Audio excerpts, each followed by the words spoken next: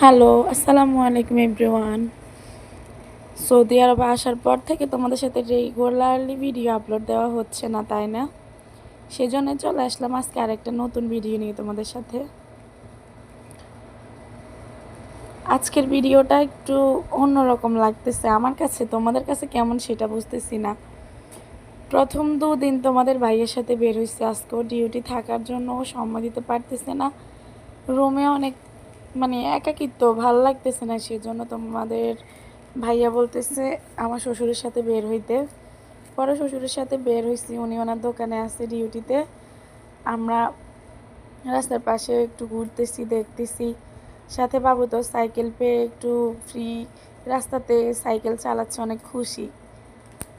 এই তো আজকের ভিডিওটা এইটুকু, এ পর্যন্ত দেখতে থাকো, নেক্সট ভিডিওর জন্য অপেক্ষা করো। আল্লাহ হাফেজ।